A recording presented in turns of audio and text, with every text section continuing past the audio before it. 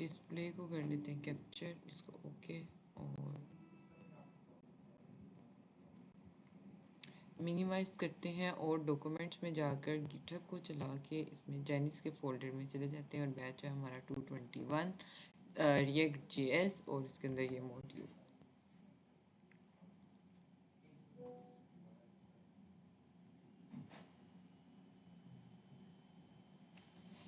थोड़ा सा इसको छोटा करते हैं। कल काम क्या किया था वैसे हमने, अगर इसको चलाएं तो हमें पता चल जाएगा। ठीक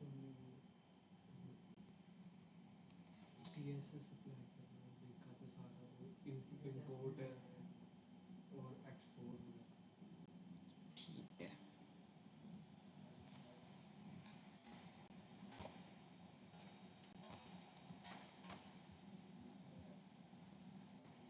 एहतशाम और वापस आ जाते हैं।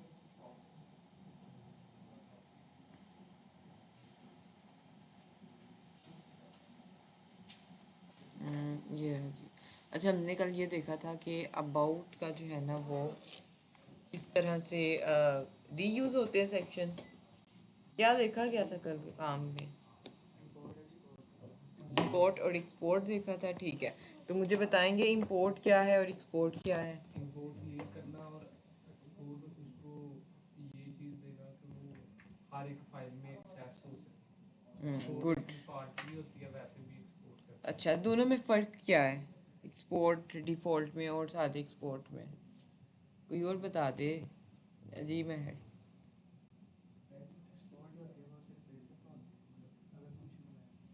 अगर फंक्शन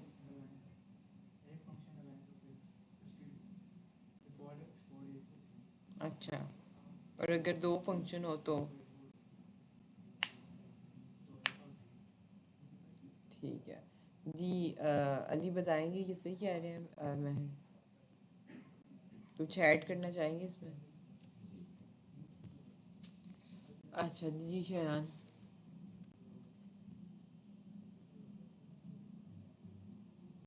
जी मौज़म, इतने दिनों बाद आने की क्या ज़रूरत थी? हाँ जी आप, अच्छा इनके घर तो चलो कोई मसला था, आप इतने लंबे पेपर थे। चलो अल्लाह खैर करे अब तो। अच्छा जी, हमारे पास दो चीज़ें थी, एक्सपोर्ट और एक्सपोर्ट डिफ़ॉल्ट। एक्सपोर्ट का मतलब ये है कि भाई एक फ़ाइल में हम लोग रख रहे हैं मल्टीपल फंक्शंस यानी मल्टीपल कंपोनेंट्स, ठीक है। तो हम एक हर कंपोनेंट को सेपरेट सेपरेट जो है ना वो यहाँ से क्या कर रहे हैं, एक्सपोर्ट कर रहे हैं। लेकिन जब आप एक्सपोर्ट डिफ़ॉल्ट करते हो इसका मतलब ये है कि आपकी एक फ़ाइल के अंदर सिर्फ और सिर्फ एक ही फंक्शन, एक ही कंपोनेंट पड़ा हुआ है जिसको आप क्या कर रहे हो, एक्सपोर्ट कर रहे हो, ठीक है। अच्छा, कल हमने देखा कि इनलाइन सीएसएस और एक्सटर्नल सीएसएस हम लोग किस तरह से इसके ऊपर इम्प्लीमेंट कर सकते हैं, ठीक है। आज हम लोग देखेंगे कि हम लोग किस तरह से इमेजेस लगा सकते हैं अपनी वेबसाइट के अंदर, क्योंकि यहाँ पे इमेजेस लगाने का तरीका जो है ना वो थोड़ा सा डिफरेंट है। ये जो इसमें कोड लिखते हैं ये वो सेंटर में आता है, लेफ्ट राइट को नहीं जाता ना, उसको पूरे पेज की विड्थ मिलती है जैसे उसकी। हाँ ठीक है, मैं बताती हूँ। इसकी वजह यह है कि अगर आप रिपीट कर देते हैं जी दिन का क्वेश्चन, वो ये है कि मिस देखें यहाँ पे हम जो काम कर रहे हैं वो सेंटर में आ रहा है। जैसे मैंने अबाउट का लगाया, मैंने इसको कोई भी स्टाइलिंग नहीं दी हुई सिवाय इसके कि इसका बैकग्राउंड कलर और इसका टेक्स्ट कलर ऐसा ही है, लेकिन ये फिर सेंटर में क्यों आ रहा है? उसकी वजह ये है कि हमने एक CSS की फाइल, हमने नहीं, इन्होंने एक CSS की फाइल लिंक की हुई है index.css की, जिसके अंदर क्या है CSS, और इन्होंने इसको स्टाइल किया हुआ है कि टेक्स्ट जो है ना हमारा कहाँ पे रहेगा, सेंटर में रहेगा, प्लेस आइटम क्या रहेंगी, सेंटर में।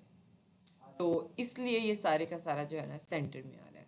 अब आप लोग क्या कर सकते हो, index.css आपकी वो मेन, आपकी वो फाइल है जो main.jsx के साथ लिंक है, और हमने एक बात कही है कि आपकी CSS, आपकी कंपोनेंट्स उस वक्त तक आपकी स्क्रीन पर शो नहीं होंगे जब तक वो मेन के साथ लिंक नहीं हो जाते।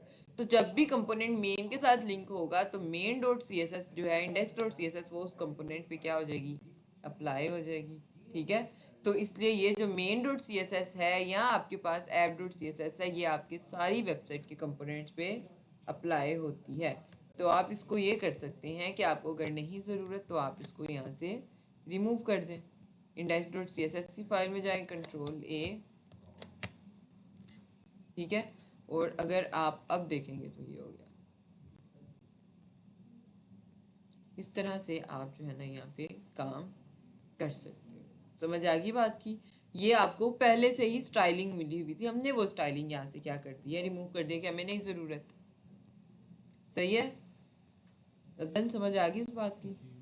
अच्छा जी, बंद करते हैं इसको और इमेजेस लगाने का जी यहाँ पे एक तरीका देख लेते हैं। कल हमने कोई वेबसाइट देखी थी जिस पे हम लोग काम करेंगे। चलिए एक जो है ना यहाँ पे अच्छी सी कोई वेबसाइट देख लेते हैं जिसमें सारे बहुत सारे प्रोडक्ट्स हों जिनको हम लोग लेकर चलें आगे।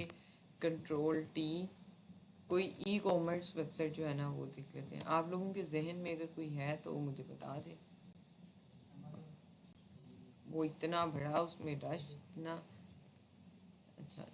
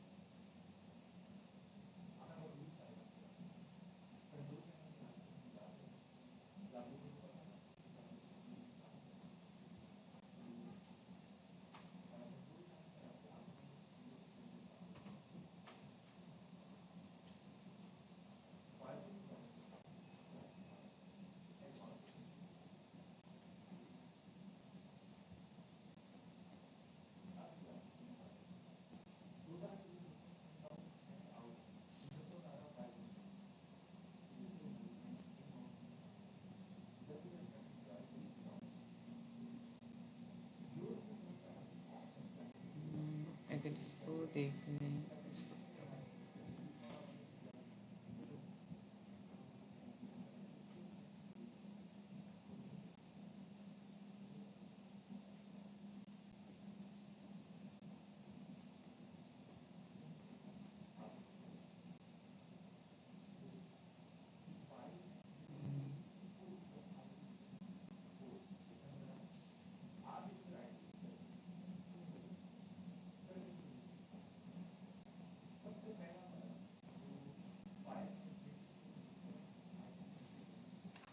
इसका डेमो देखते हैं और फिर जो हम इसको चेक करते हैं कि ये क्या करेगा।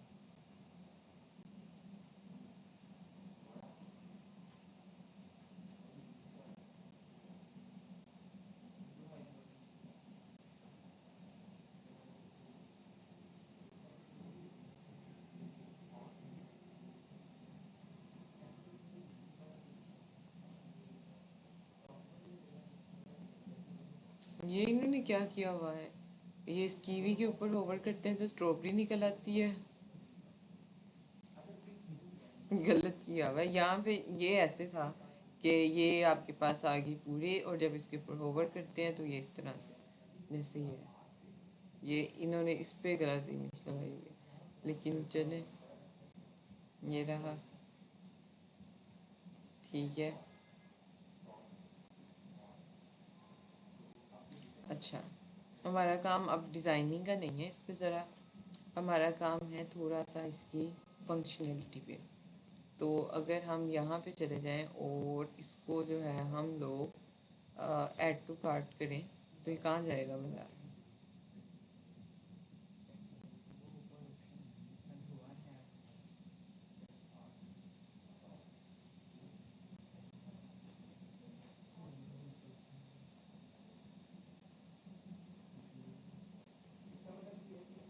अच्छा जी, यहाँ पे ले आया है ये उसको डिटेल पेज पर। यहाँ पे आपको इसकी डिटेल मिल रही है और इसी से रिलेटेड जो इसके बेस्ट सेलर्स हैं वो आपको यहाँ पे मिल रहे हैं। ठीक है, तो अगर हम इसको देखें तो ये आ रहा है इस तरह से टॉप रेटेड, ये रहा साइज़, ये इसका कलर, ये इसकी ये बाकी चीज़ें और ये रहा। ठीक है, और अगर हम वापस चले जाएं कैटलॉग पे तो ये आ जाता है इसका कैटलॉग। कैटलॉग में हमारे पास क्या क्या है जी, अगर हम इसके ऊपर क्लिक करें तो ये कैटेगरीज आ जाती हैं इसकी, सब कैटेगरीज। ठीक है, बेक वेयर, इंटरटेनिंग, इवनिंग, और अगर इसके ऊपर क्लिक करें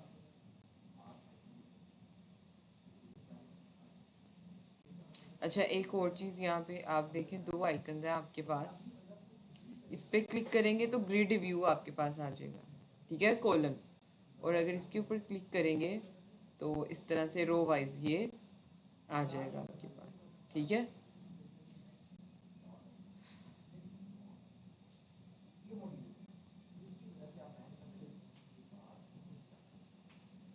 अच्छा कार्ड में जो है ना वो ऐड हो गया है, अगर हम इसके ऊपर ओवर करें तो हमें इसकी जो है ना वो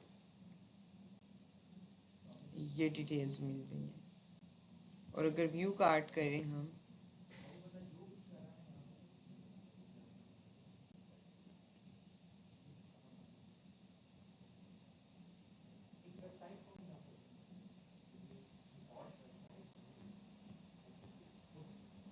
ये रहा।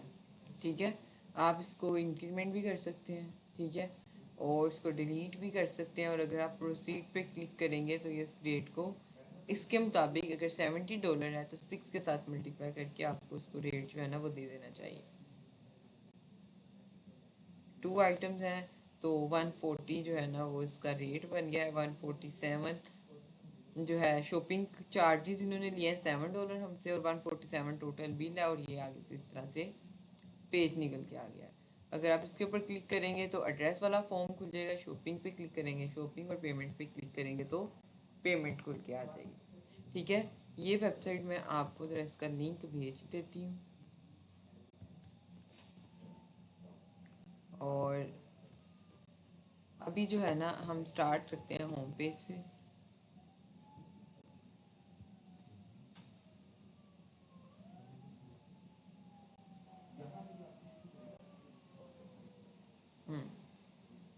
ये पेज चेंज नहीं हो गया, पहले कोई और था अब कोई और हो गया।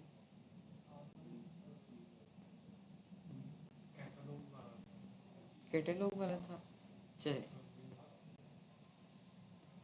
अच्छा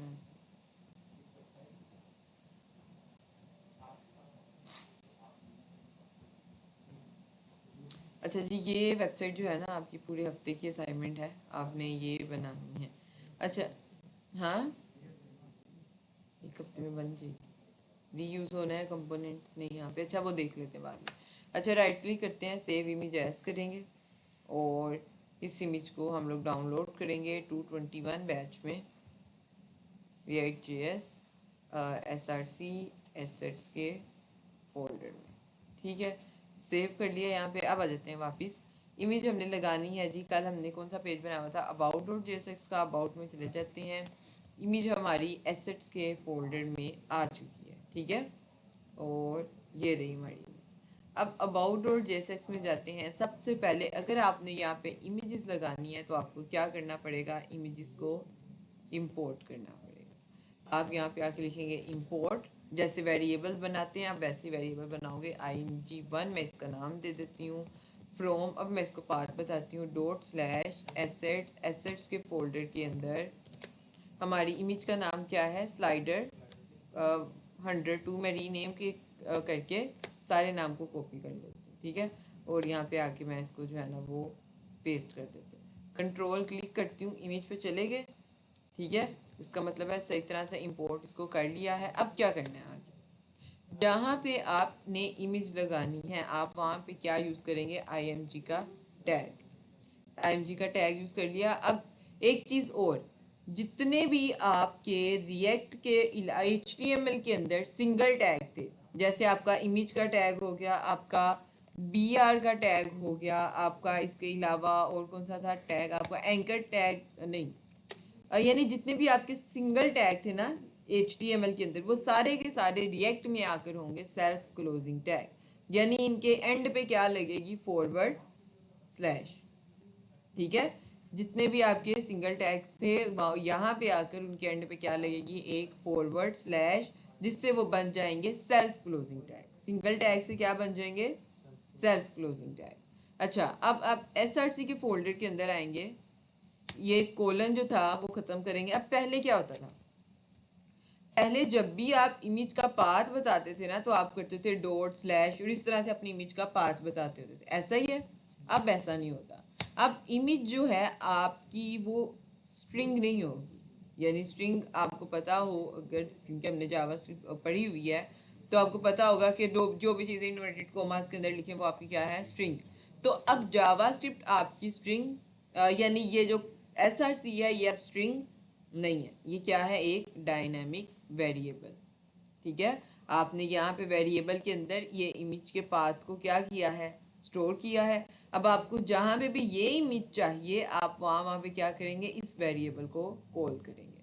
तो मैं इसको जो है ना वो यहाँ पे आकर कॉल करके Ctrl+S कर देती हूँ, और अगर हम वापस स्क्रीन पे जाते हैं अपनी वेबसाइट पे, तो ये इमेज हमारे पास लग गई। ठीक है, आपने जितनी भी इमेजेस लगानी है, अब वो आपकी इमेजेस इसी तरह से लगेगी। लेकिन अगर हम एक्सटर्नल CSS की बात करें, यानी अगर हमने ये इमेज बैकग्राउंड पे लगानी होती, तो उसका तरीका वही पुराने वाला background image URL dot slash करके आप जो बात बताते थे वैसे। ठीक है, ये सिर्फ इंटरनल जो आप इमेज का टैग यूज़ करके लगाते थे उस इमेज का तरीका है, बैकग्राउंड पे इमेज लगाने का तरीका वही पुराने वाला। सही है, कोई क्वेश्चन यहाँ तक? इसको जो बैकग्राउंड में इमेज लगानी है, बैकग्राउंड के बाद वो जो माइनस आता है वो नहीं फिर लगाना, इमेज का आई बड़ा लगाना है, इसमें आपने वो कल जो बताया वो इनलाइन CSS के केस में, लेकिन आप तो एक्सटर्नल CSS में बैकग्राउंड इमेज लगाएंगे ना, तो फिर उसके लिए यहाँ वैसे वही ठीक है, माइनस नहीं आएगा, आई कैपिटल आएगा उसका। ठीक है, अगर आप इनलाइन करेंगे, लेकिन अगर एक्सटर्नल कर रहे हैं तो फिर उसमें जैसे आप लिखते थे पुराने तरीके से वैसे ही लिखेंगे। ठीक है, यहाँ तक चीज़ें क्लियर हैं? ये इसके नीचे 3 डॉट ले रहा है। अच्छा जी, ये आप लोगों का काम है नेक्स्ट वीक का, जो आप लोगों ने करनी है एक असाइनमेंट। अब इसमें आप देख लें कि आपके पास सारी चीज़ें ना वही है, डिज़ाइनिंग आपकी सारी की सारी वही है, CSS वही है, लेकिन मैं यहाँ पे एक नई चीज़ आप लोगों के लिए ऐड कर देती हूँ। वो नई चीज़ ये है कि हम लोग काम करेंगे रिएक्ट में आकर टेलविंड CSS के साथ। किसके साथ? Tailwind CSS। टेलविंड CSS हमारी लेटेस्ट CSS की क्या फ्रेमवर्क है, ठीक है, जिसको हम लोग जो है ना वो यूज़ करेंगे अपनी React.js में डेवलपमेंट के लिए। ठीक है, तो हम यहाँ पे आके सर्च करते हैं टेलविंड CSS, और इसका लेटेस्ट वर्जन चाहिए हमें। ठीक है, पुराना वर्जन नहीं, हम जिसके साथ काम करेंगे CSS के लेटेस्ट वर्जन के साथ, जो कि है 4.1.12। तो मैं यहाँ पे आ जाती हूँ टेलविंड CSS v4.0, मैं इसके ऊपर क्लिक करती हूँ, डॉक्स पे चले जाते हैं, तो ये रहा जी हमारे पास इसकी डॉक्यूमेंटेशन। ठीक है, अब टेलविंड CSS क्योंकि एक थर्ड पार्टी चीज़ है, अच्छा लगा दी, टेलविंड CSS क्योंकि एक थर्ड पार्टी चीज़ है, तो आपने इसको पहले डाउनलोड करना है, उसके बाद इसका छोटा सा सेटअप है, आप वो करेंगे, देन ये आपके पास इम्प्लीमेंट हो जाएगी, आप इसको यूज़ कर सकते हैं। ठीक है, अब पहली लाइन में इसने बताया हुआ है क्रिएट योर प्रोजेक्ट। अगर आपने रिएक्ट ऐप नहीं बनाई हुई तो फिर आप इस चीज़ को यूज़ करेंगे, लेकिन अगर आपने रिएक्ट ऐप बनाई हुई है तो फिर आप सेकंड स्टेप से स्टार्ट करेंगे, इंस्टॉल टेलविंड CSS। सही है, आप क्या करेंगे जी, इस लाइन को करेंगे कॉपी और इधर आएंगे टर्मिनल में। अब देखें टर्मिनल पे मेरा क्या चल रहा है, सर्वर, जहाँ पे मेरी ऐप जो है इस वक्त चल रही। ठीक है, अगर मैं ये कमांड इसके नीचे पेस्ट करूँगी ना तो मेरा ये जो सर्वर है ना वो क्या हो जाएगा, बंद हो जाएगा। ठीक है, तो मैं सर्वर बंद नहीं करना चाह रही, इसलिए मैं टर्मिनल को क्या कर लेती हूँ, स्प्लिट कर लेती हूँ, 2 टर्मिनल एक साथ खोल लेती हूँ। ठीक है, अब इसमें एक तरफ मेरा सर्वर चलता रहेगा यानी मेरी वेबसाइट चलती रहेगी, और दूसरी तरफ मैं इसको इंस्टॉल कर लेती हूँ।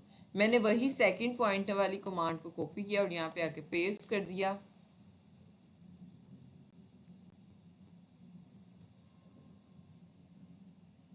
तो ये हमारे पास यहाँ पे डाउनलोड हो जाएगी। अच्छा, उससे अगला पॉइंट क्या है कि थर्ड पॉइंट पे कि आपके पास वो कह रहा है कि v.config.ts ये एक फाइल है। ts का मतलब है यहाँ पे टाइप स्क्रिप्ट, हम लोग जावा स्क्रिप्ट को यूज़ करें इसलिए हमारे पास जो फाइल है वो क्या है, js। ठीक है, तो आप इसको उठाएंगे और ये हमारे पास डाउनलोड हो गई है। अब पता कैसे चलेगा ये सही तरह से डाउनलोड हुई है या नहीं, उसके लिए तरीका ये है कि मैंने बताया था कि आप जो भी चीज़ डाउनलोड करते हैं उसका नाम और उसका वर्जन package.json में आ जाता है। तो आप यहाँ पे देखें, टेलविंड आ गया, इसका वर्जन आ गया हमारे पास।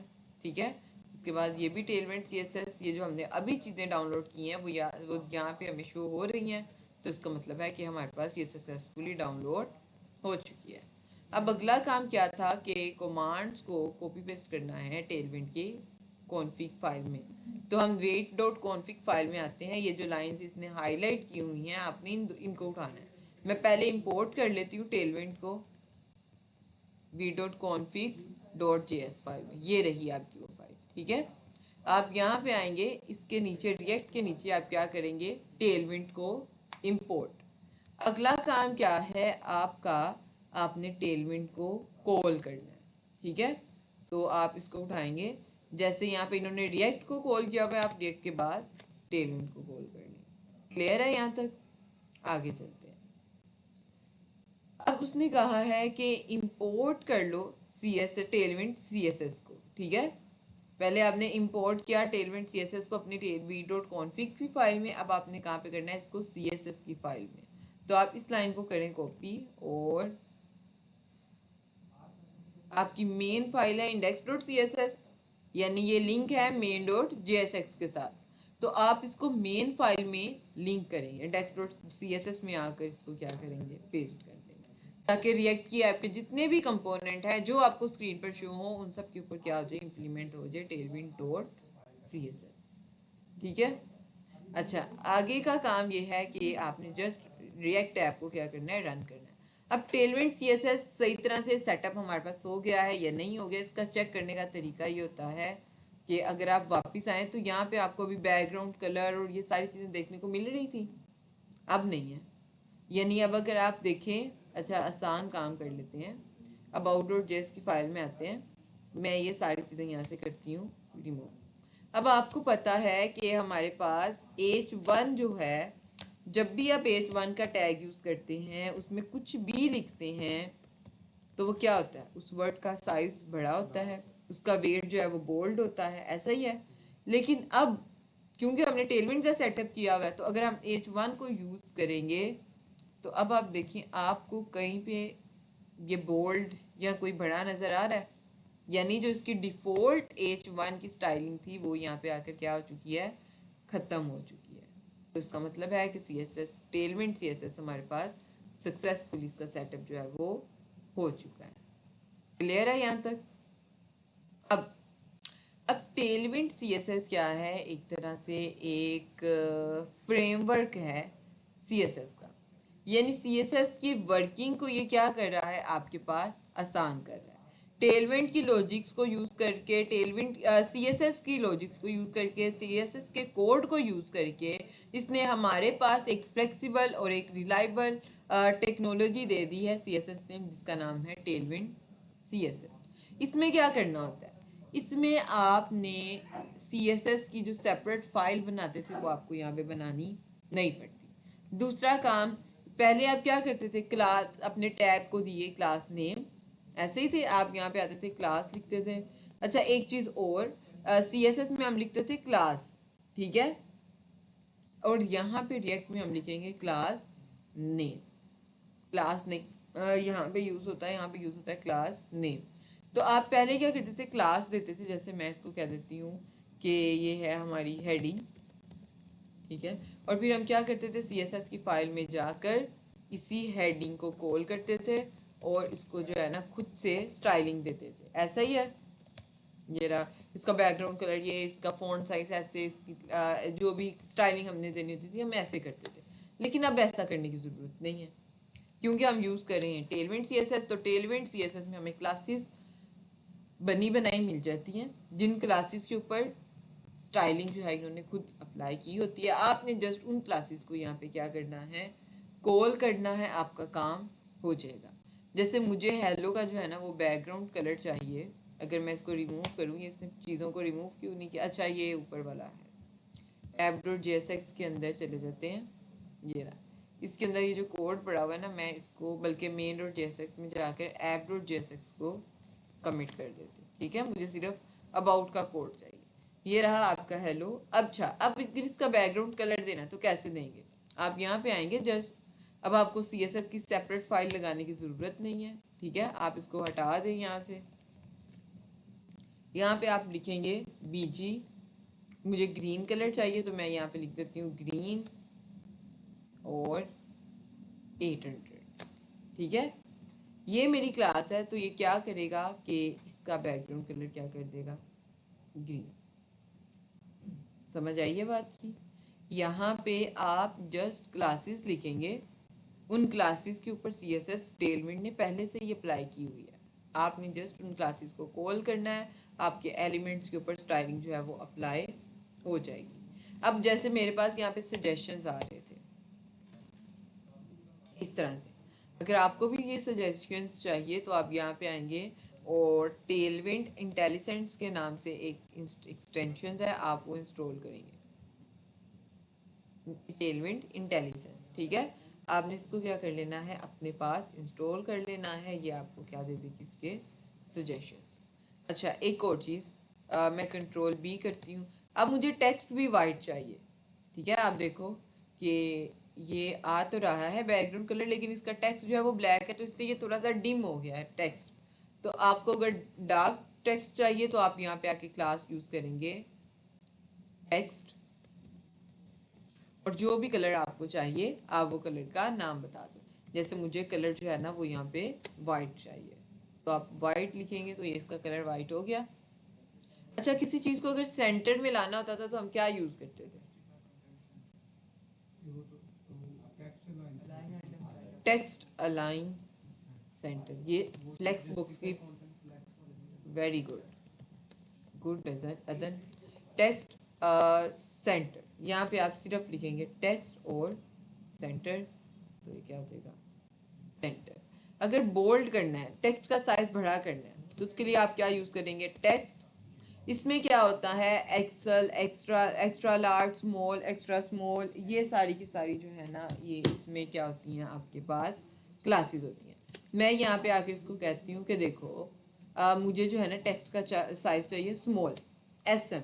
तो आप देखो अगर मैं इसके ऊपर होवर करती हूँ तो एक्स्ट्रा SS का मतलब क्या है, स्मॉल। स्मॉल में कितना साइज होगा आपके टेक्स्ट का, 14 पिक्सल, ठीक है। अगर मैं लिख देती हूँ ना एक्स्ट्रा स्मॉल, एक्सेस, तो मेरा साइज कितना होगा, 12 पिक्सल। तो अगर मैं इसको सेव करती हूँ तो आप देखो ये इस तरह से आ रहा है, ये हमने जूम किया हुआ है, अगर हम इसको छोटा करें तो ये आता है इसका साइज, सही है। अच्छा, अगर आपने इसको देनी है, मैं इसको, अब मुझे जो साइज है ना वो एक्स्ट्रा स्मॉल नहीं चाहिए, एक्स्ट्रा लार्ज चाहिए, तो ये होगा तकरीबन 20 पिक्सल। तोड़े वही तोड़े। अच्छा, एक्स्ट्रा लार्ज जो है ना हमारे पास क्या आएगा, 20 पिक्सल। मैं इसको सेव करती हूँ तो आपके पास ये इस तरह से जो है ना स्टाइल आ जाएगा। अगर मुझे ज़्यादा बड़ा साइज़ चाहिए तो मैं इसके साथ 2XL, 3XL, 4XL भी लगा सकती हूँ। 2XL पे क्या होगा, ये 20 पिक्सल जो है ना, 24 पिक्सल मेरा साइज़ जो है इसका हो जाएगा। अगर मैं आपको दिखा दूँ, ये रहा, ठीक है। आप जैसे जैसे लगाते जाएंगे, मैं इसको 3XL करती हूँ तो 28 या 30 पिक्सल इसका साइज हो जाएगा इस तरह से। और अगर हम इसको बोल्ड करें, मैं इसको जो है ना वो कहती हूँ 10XL। अगर होवर करें इसके ऊपर 10XL की अगर कोई क्लास होगी तो वो आपको बता देगा, अदरवाइज कोई क्लास नहीं है 10XL के नाम से, तो मैं 8 एक्सेल करके देखती हूँ, 96 पिक्सल जो है ना मेरे टेक्स्ट का साइज हो जाएगा। तो ये रहा, ठीक है। अगर आपने इसको बोल्ड करना है तो उसका तरीका क्या है? बोल्ड, अच्छा बोल्ड के लिए फिर आप टेक्स्ट नहीं यूज करेंगे, बोल्ड के लिए आप यूज करेंगे फॉन्ट और बोल्ड। तो ये इस तरह से बोल्ड हो जाएगा, ठीक है। आपने जो भी स्टाइलिंग, जैसी भी स्टाइलिंग इसके ऊपर इम्प्लीमेंट करनी है आप यहाँ से कर सकते हैं। अच्छा पैडिंग देनी है अगर हमने, तो क्या यूज करेंगे?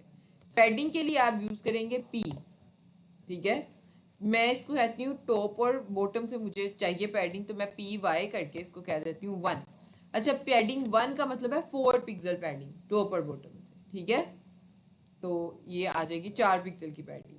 अगर मैं इसको कह देती हूँ पैडिंग 4, तो 4 जा कितना होगा 16, तो ये 16 पिक्सल पैडिंग दे देगा इसको इस तरह से।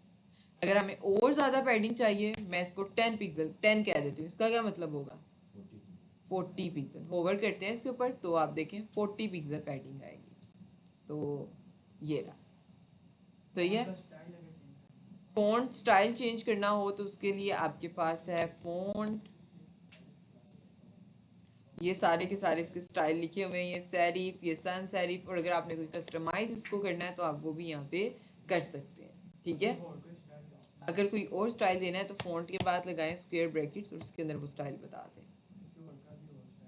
हाँ अच्छा, अब एक बात है, जैसे अभी हमने यहाँ पे अप्लाई किया था 10 एक्सेल, तो इसने हमें कुछ रिस्पॉन्स नहीं किया था कि 10 एक्सेल के नाम से तो भाई हमने कोई क्लास ही नहीं बनाई हुई। तो इस केस में क्या कर सकते हैं, आप अपनी CSS की इन क्लासेस को कस्टमाइज भी कर सकते हैं। उसके लिए क्या है, आप प्रॉपर्टी का नाम लिखें, उसके बाद स्क्वायर ब्रैकेट लगाएं और आपने जो भी साइज देना है, जैसे मैं इसको कहती हूँ 400 पिक्सल, ठीक है। तो ये मुझे, मैं 400 पिक्सल करूँगी तो ये साइज इसका इतना बड़ा कर देगा, ठीक है। तो इसको आप अपनी रिक्वायरमेंट्स के अकॉर्डिंग कस्टमाइज भी कर सकते हो। अब कलर जो भी देना है ना आपने, उसका तरीका क्या है, बैकग्राउंड कलर जो भी कलर अप्लाई करना है फिर उसके साथ उसकी डार्कनेस का बताना है आपने, ठीक है। अगर मैं 800 कहती हूँ तो उसका मतलब है फुल डार्क, अगर मैं 200 कहती हूँ तो मुझे ये कलर लाइट चाहिए, इस तरह से। तो इस तरह से आप जो है ना टेलविंड CSS को यूज़ कर सकते हैं, समझ आ गई। और अब ये बात है आप लोगों की कि मिस हमें तो क्लासेस आती नहीं है, हम कहाँ से करेंगे। तो उसके लिए बेहतरीन तरीका ये है, सबसे पहला तरीका तो ये है कि आपके पास इसकी डॉक्यूमेंटेशन है, आपने डॉक्स में आ जाना है। और अगर आप साइट पर देखें तो आपको एक एक चीज़ जो है ना वो यहाँ पे ये बता रहा है, ठीक है। अगर आप जाएँ पोजीशंस को अगर आपने देखना है ना तो आप इसके ऊपर क्लिक करें तो ये बता रहा है क्लास क्या है, स्टैटिक। अगर आपने स्टैटिक पोजीशन चाहिए, फिक्स के लिए फिक्स्ड है, एब्सोल्यूट के लिए एब्सोल्यूट है, रिलेटिव के लिए रिलेटिव और स्टिकी के लिए स्टिकी नाम की क्लास है। और सामने वो बता भी रहा है कि CSS में आप इसको लिखते थे पोजीशन स्टैटिक या पोजीशन फिक्स्ड, लेकिन आप क्लास टेलविंड में कैसे लिखोगे, खाली फिक्स। उसके बाद अगर चले जाएं तो ये एब्सोल्यूट पे बता रहा है कि एब्सोल्यूट पे ये कैसे बिहेव करेगा, इसके रिलेटिव पेरेंट पे ये कैसे बिहेव करेगा, स्टैटिक पेरेंट पे, ये हर चीज़ को आपको प्रैक्टिकल करके यहाँ पे बता रहा है। उसकी एग्जांपल्स भी आपको यहाँ पे ये दिखा रहा है, ठीक है। उसके बाद अगर हम थोड़ा सा नीचे चले जाएं तो ये यहाँ पे ये बता रहा है हमें ग्रिड के बारे में, ये फ्लेक्स के बारे में। जस्टिफाई कंटेंट के लिए क्या प्रॉपर्टी यहाँ पे यूज़ होती है, जस्टिफाई सेंटर, जस्टिफाई एंड, यानी जो दरमियान में आप कंटेंट लिखते थे ना आप वो हटा देंगे और आप डायरेक्ट इसको बताएंगे justify start, justify and, justify centre. तो ये प्रॉपर्टीज़ वो एक एक करके भी दिखा रहा है आपको प्रैक्टिकल। इसके बाद ग्रिड की अगर बात करें तो ग्रिड का सारे के सारा ये लिखा हुआ है। अगर विड्थ और हाइट देनी है तो उसके लिए साइजिंग यहाँ पे आ जाए। अगर आप उसको कहते हैं ना विड्थ 3 यानी 3 गुना एक्स्ट्रा स्मॉल, तो वो क्या होगा 256 पिक्सल। अगर आप उसको क्लास देते हो 2 तो उसका मतलब है 288 पिक्सल। अगर आप विड्थ आपको चाहिए एक्स्ट्रा स्मॉल तो उसकी क्लास क्या है 320 पिक्सल, ठीक है। तो आप इस तरह से ये बता भी रहा है, आप इनको यूज़ जो है वो कर सकते हैं। अच्छा हाइट के लिए भी सेम क्लासेस 100 VH जैसे हम लोग हाइट देते होते थे, तो यहाँ पे 100 VH की क्लास क्या है H स्क्रीन, ये रहा। इसका क्या मतलब है हाइट 100 VH। और अगर आपको 100% चाहिए तो आप क्या करेंगे H फुल, ठीक है। अच्छा, फ़ॉन्ट साइज, फ़ॉन्ट फैमिली की जैसे आप बात कर रहे थे, तो ये आपकी फ़ॉन्ट फैमिली, अगर आपने कोई थर्ड पार्टी लगानी है तो आप उसके लिए इस तरह से इसको यूज़ करेंगे, छोटी ब्रैकेट्स लगा के। अच्छा, साइज़ की बात करें तो ये आ जाती है टेक्स्ट एक्सेस, टेक्स्ट एसएम, सबके आगे उसका साइज़ लिखा हुआ है कितने पिक्सल पे ये सेट होगा, और नीचे उन्होंने बताया भी हुआ है चला के। उसके बाद अगर आपने लाइन हाइट वगैरह देनी है तो इसके लिए आपकी यहाँ पे आ जाती है लीडिंग की क्लास, ठीक है, आप इसको कस्टमाइज भी कर सकते हैं।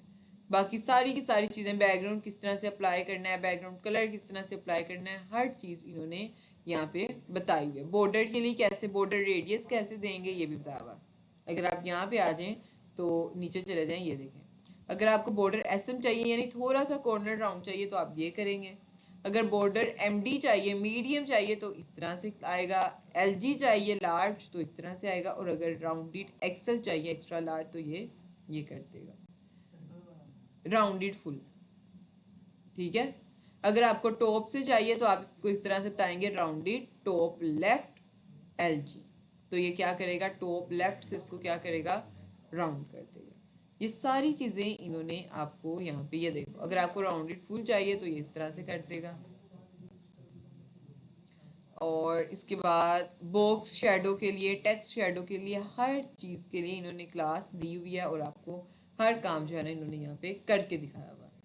और इसके बाद भी अगर आपको स्टार्टिंग में जैसे इसकी नहीं समझ लगती तो फिर इसके लिए आसान तरीका ये है, आपको पता है कि अब किस चीज़ के लिए कौन सी CSS की प्रॉपर्टी है। अब बॉर्डर के लिए आपको पता है कि बॉर्डर कैसे देना है, तो आप वही प्रॉपर्टी चैट GPT को दे दें स्टार्टिंग में, ठीक है, जब आपने सीखना है अभी, तो चैट GPT को दे दें बॉर्डर, ठीक है। तो मुझे चाहिए जी 1 पिक्सल सॉलिड और ग्रीन बॉर्डर, ठीक है। मैं इसको कह देती हूँ convert this into Tailwind CSS class. लेकिन टेलविंड CSS का मुझे वर्जन बताना पड़ेगा इसका 4.1, क्योंकि ये पुराने वर्जन के अकॉर्डिंग हमें वो दे देता है अपडेट्स। तो ये रहा, इसने बना के दे दिया। पहले आप बताएंगे बॉर्डर, और बॉर्डर ग्रीन 50, ठीक है, 500। तो अगर मैं इसको कॉपी करती हूँ और मैं यहाँ पे चले जाती हूँ, उसके पीछे मैं इसको पेस्ट कर देती हूँ, तो आप देखें ये बॉर्डर ग्रीन 500। तो हमारी हेडिंग कहाँ गई, ये रही। तो इसकी साइड्स पे ये बॉर्डर आ गया। अगर आपको बॉर्डर बोल्ड चाहिए तो आप यहाँ पे आके कह देंगे बॉर्डर 2, ठीक है, यानी 2 पिक्सल का ये बॉर्डर इसका जो है ना वो बना देगा। अब देखें, मजीद बोल्ड चाहिए तो आप इसको वैसे वैसे सेट कर सकते हैं। अब अगला काम इसके बाद का होवर के इफेक्ट्स। आपको याद होगा कि होवर के इफेक्ट जब भी हम लगाते थे तो CSS में जाकर होवर लिख के कॉलन लगाते थे। आप होवर भी यहाँ पे इनलाइन लगा सकते हैं। आप लिखेंगे जस्ट होवर, मैं कहूँगी कि जब मैं इसके ऊपर होवर करूँगी ना तो BG कलर जो है ना वो कर देना आप रेड, लेकिन रेड 200 चाहिए, ठीक है। तो आप देखें ये, तो ये होवर के इफेक्ट्स भी इनलाइन ही यहाँ पे आपके इम्प्लीमेंट कर देगा। आप इसके ऊपर ट्रांजिशंस वगैरह भी यहाँ पे लगा सकते हैं। ये रही ट्रांजिशंस की प्रॉपर्टीज। स्मूथ करने के लिए आप ट्रांजिशन लिखेंगे, ट्रांजिशन ऑल हम लोग यूज़ करते थे तो आप ट्रांजिशन ऑल लिखेंगे। ड्यूरेशन आपका ये रही प्रॉपर्टीज़, आप इसमें अपना ड्यूरेशन यहाँ पे इसको बता सकते हैं जितना भी आपको चाहिए। ये देखें, एक एक चीज़ को इन्होंने इम्प्लीमेंट करके आपको दिखाया हुआ है। तो अब बात ये है कि अब जो आपकी असाइनमेंट है ये वाली, इसके लिए आपकी एक क्या कह सकते हैं, एक शर्त है, वो ये कि आपने CSS की कोई भी फाइल यहाँ पे नहीं बनानी, इनलाइन CSS भी नहीं करनी, सिर्फ क्लासेस को यूज़ करना, और वो ये क्लास, और फुली रिस्पॉन्सिव होनी चाहिए। इसमें रिस्पॉन्सिव भी आप कर सकते हैं एक ही लाइन में। अच्छा, आप क्या करेंगे, ये जो भी आपकी प्रॉपर्टीज़ है ना ये कंसीडर की जाती हैं एक्स्ट्रा स्मॉल स्क्रीन्स के लिए, ठीक है। बड़ी स्क्रीन पर भी ये काम करती हैं, लेकिन अगर आप यहाँ पे, मैं बता देती हूँ यहाँ पे LG लार्ज स्क्रीन पर जो बैकग्राउंड कलर है ना वो होना चाहिए येलो, कर देते हैं येलो 400। किस पे होगा? Large screen. और लार्ज स्क्रीन यहाँ पे क्या है? 1024 पिक्सल या इससे ज़्यादा की स्क्रीन। ठीक है, तो अब क्या होगा कि आप देखें तो यहाँ पे इसका बैकग्राउंड कलर ये हो गया, क्योंकि मेरी स्क्रीन का साइज़ 1024 पिक्सल से क्या है? ज़्यादा। अच्छा, अगर मैं यहाँ पे आके कह देती हूँ SM, यानी स्मॉल स्क्रीन पर क्या करना है, इधर लिखते हैं SM:BG क्या हो इसका? ब्राउन। अब SM स्क्रीन का क्या मतलब है यहाँ पे? कहाँ गया ये?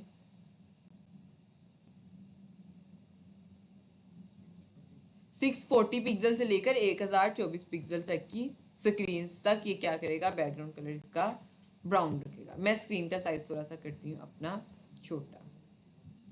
ये एक्स्ट्रा स्मॉल है जिसके ऊपर आपका बैकग्राउंड कलर ग्रीन है। अगर जैसे ही आप बड़ी स्क्रीन पर चले जाएंगे, इसने इम्प्लीमेंट नहीं किया SMBG और अप्लाई, तो ये करना चाहिए था वैसे।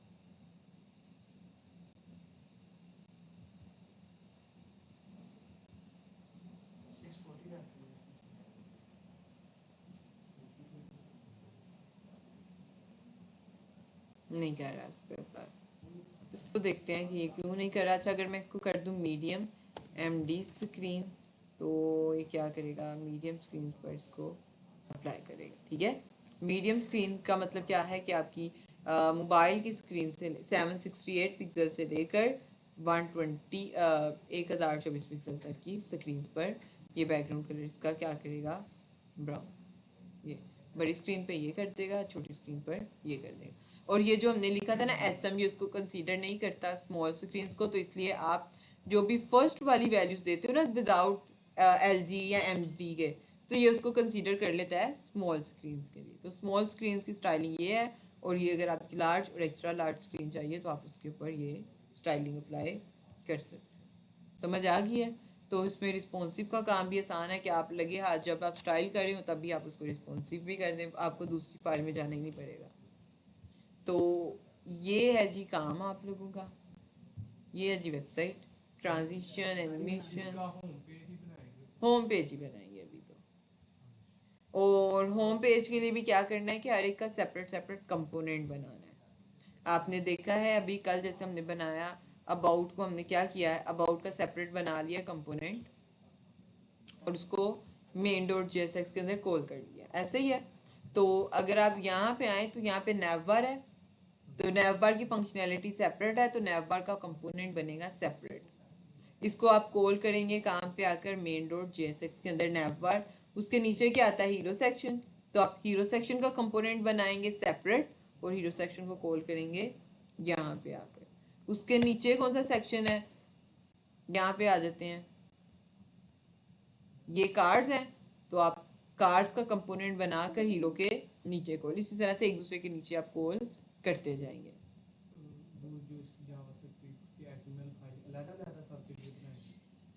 जावास्क्रिप्ट की फाइल यहाँ पे भी नहीं बनेगी आपकी, आपने सिर्फ HTML और CSS करना है।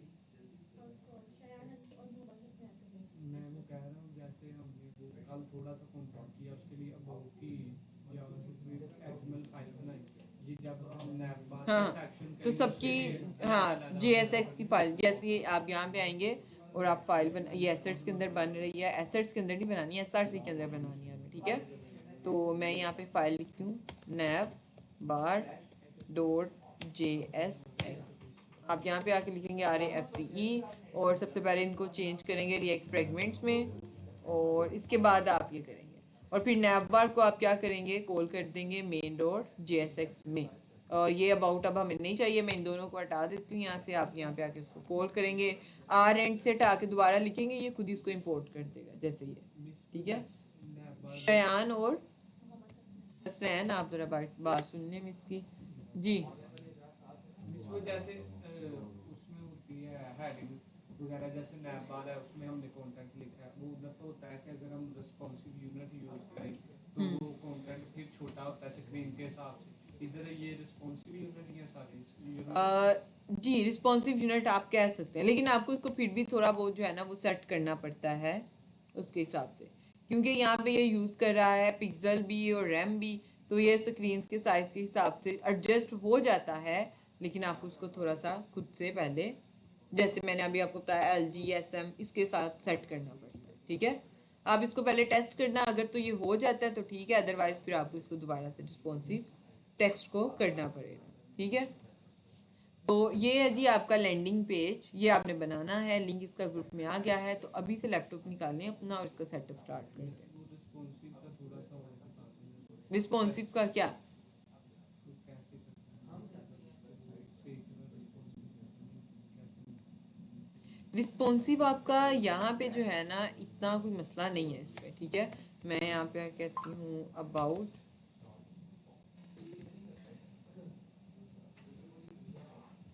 ये रहा। ठीक है, आप बताते जाएंगे LG में आपको स्क्रीन साइज ऐसा चाहिए, एक्स्ट्रा लार्ज स्क्रीन में आपको ये साइज जो है ना वैसा चाहिए। आप MD और LG के हिसाब से स्क्रीन को सेट कर लेते हो ना, तो बड़ी स्क्रीन पर खुद ब खुद सेट हो जाती है। ठीक है, अभी ये जो स्टाइलिंग आपने लिखी है ना, ये छोटी स्क्रीन की है। टेक्स्ट भी ऐसे ही हम जैसे ये कह देते हैं कि बड़ी स्क्रीन पर जो मेरा साइज है ना, जब मैंने साइज का साइज दिया हुआ है ना फ़ॉन्ट का 8 एक्सेल, मैं इसको ख़त्म कर देती हूँ। अभी आप देखो नॉर्मल सा मेरा टेक्स्ट है छोटी स्क्रीन पर। मैं ये कहती हूँ जब मैं बड़ी स्क्रीन पर जाऊँ ना, तो MD ये रही, तो मैं यहाँ पे लिखूँगी MD। मीडियम स्क्रीन पर मेरा जो टेक्स्ट है ना उसका साइज़ होना चाहिए 4 एक्सेल, यानी 36 पिक्सल। अभी ये छोटी स्क्रीन है तो टेक्स्ट ऐसे है, बड़ी स्क्रीन पर जाएगा तो मेरा टेक्स्ट स्क्रीन के साथ ही क्या हो जाएगा, बड़ा हो जाएगा ये। ठीक है, अब इससे बड़ी स्क्रीन पर अगर आपने जाना है, ये इस पर भी मुझे टेक्स्ट और बड़ा चाहिए, तो मैं यहाँ पे आके कह देती हूँ एक लार्ज स्क्रीन पर जो मेरा टेक्स्ट है वो मुझे चाहिए 8 एक्सेल। तो अब आप देखिए बड़ी स्क्रीन पर टेक्स्ट ऐसे है। ठीक है, छोटी स्क्रीन पर जाते हैं तो छोटा हो गया टेक्स्ट, इससे छोटी पे जाते हैं। इमेज के लिए भी है, हर चीज़ के लिए आपकी यहाँ पे सेम जैसे वही कॉन्सेप्ट से जावा HTML वाले वही यहाँ पे, बस ये है कि आपको सेपरेट CSS नहीं लिखनी पड़ती। अगर आपने कस्टमाइज क्लासेस को करना है तो फिर उसके लिए आसान तरीका है, बस प्रॉपर्टी के बाद स्क्वायर ब्रैकेट लगाएं और जो भी आपने साइज देना है आप वो बता सकते हैं। यहाँ पे मुश्किल है, ये ज़्यादा आसान है अभी लग रही है। ऐसे नीचे वो कार्ड बनाए उन्होंने, वो कैसे सिंगल लाइन पे करने हैं छोटी सी, एक लाइन में 3 तो आप वही उसको कहेंगे ना फ्लेक्स, पहले फ्लेक्स रहेगा, फ्लेक्स वो आपने इसको बताया होगा फ्लेक्स रैप करना है 3 कॉलम, तो वो उसके बाद आप उसको कह देंगे कि फ्लेक्स की जो विड्थ है वो फुल होनी चाहिए, यानी पहले कार्ड को आपने फ्लेक्स डायरेक्शन कॉलम करके उसकी विड्थ 100% कर देंगे। करके देखिए ना ज़रा, निकालें लैपटॉप अपने अपने देख जस्ट में। ठीक है, तो निकाल लें जल्दी से लैपटॉप और जल्दी से इसकी ज़रा प्रैक्टिस कर लें। मुझे ऐसा करें कि अभी नैप बार जो है ना वो बना के दिखा दें जल्दी से, तकरीबन अभी कोई है टाइम आप लोगों के पास 18 मिनट। हाँ ना, तो जल्दी से बना दें, रिकॉर्डिंग मुझे दे दें। हाँ, आइकन्स, आइकन्स के लिए यहाँ पे आप यूज़ करते हो रिएक्ट आइकन्स को, थर्ड पार्टी लाइब्रेरीज। आप यहाँ पे आएंगे और ये npm लिखा हुआ है यहाँ पे, आप इसके ऊपर क्लिक करेंगे तो आपके पास ये कमांड आ जाएगी। आपने इसको कॉपी करना है, हुई नहीं अभी कॉपी, चलो इस तरह से कर लेते हैं कॉपी, और इसको आप फिर टर्मिनल में जाएंगे जो हमने स्प्लिट किया हुआ है, यहाँ पे ये आकर आप पेस्ट कर देंगे रिएक्ट आइकन्स। ये आ गया, यहाँ पे एंटर करते हैं, ये रिएक्ट आइकन्स को क्या कर देगा, यहाँ पे इंस्टॉल कर देगा। उसके बाद आप एक ही दफ़ा ये काम करना है। उसके बाद आप वापस चले जाएं, यहाँ पे आपको जो भी आइकन चाहिए, जैसे मुझे कार्ड का आइकन चाहिए तो मैं यहाँ पे आई सर्च करती हूँ कार्ड, तो ये आ जाएगा, या ये वाला मैं ले लेती हूँ। अब क्या करना है, इसको ये देखें एज अ कंपोनेंट ही यहाँ पे आपको मिलेंगे कंपोनेंट ये आइकन्स। ठीक है, आप पहले नीचे वाले को उठाएंगे, अपने इसके अंदर कॉल करेंगे जहाँ पे भी आपको चाहिए, जैसे मुझे ये चाहिए H1 के बाद, चलो H1 के अंदर ही लिख देती हूँ मैं, तो ये इस तरह से आ जाएगा। अब मुझे क्या करना है, ये मैंने कंपोनेंट कॉल तो कर लिया आइकन का, अब मुझे इसको इंपोर्ट भी करना है, तो ये लिंक है आपके पास, कॉपी करें इसको और ऊपर जाकर जहाँ पे आप पहले इंपोर्ट करते थे यहाँ पे कंपोनेंट से बाहर आप यहाँ पे इसको इंपोर्ट करेंगे और अगर आप वापस आके देखेंगे तो ये कार्ड लगा हुआ है, ठीक है। इस तरह से आइकन्स लगेंगे। आप जल्दी से निकाल लें, जब तक आप करेंगे नहीं तब तक आपको समझ नहीं आएगी। और मुझे वो भी दे दें आप लोग, हैं